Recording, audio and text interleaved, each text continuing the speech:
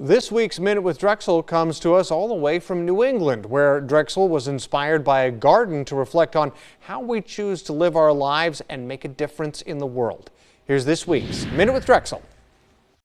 Hey y'all, today I'm coming to you from a historic colonial-era village, Old Lyme, Connecticut. The Mister and I are here for a very special reason. We are here to visit with his Aunt Mary, who's more like his sister. But we are also here for the dedication of this teaching garden.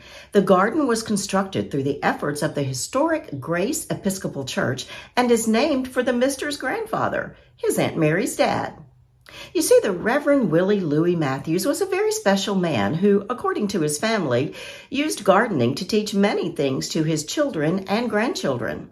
You see, gardening teaches a person to not only grow food, but also how to be patient, to persevere, to develop a sense of responsibility, to have a teachable spirit, and to work with others. This all got me to thinking, what are we doing with the seeds of our garden? You know, God gave us those seeds to begin with. He gave us the seed of life, for one thing, and He gives us daily opportunities to learn those things like patience and perseverance and how to have a teachable spirit and to get along with others while we're working. Are we watering and nurturing our garden, or are we letting the weeds of life choke out the good stuff? You know, weeds like anger and jealousy and pettiness and a short temper and impatience. This week, why don't you join me and let's assess the garden of our life. Let's look to see where we are watering and nurturing the good seeds and where those weeds are choking the good out.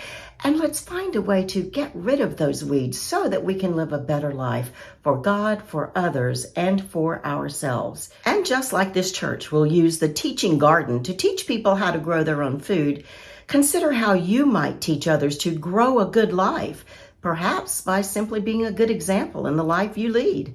You never know what that garden might yield for years, or in the case of Willie Louis, for decades to come. And that's your Minute with Drexel.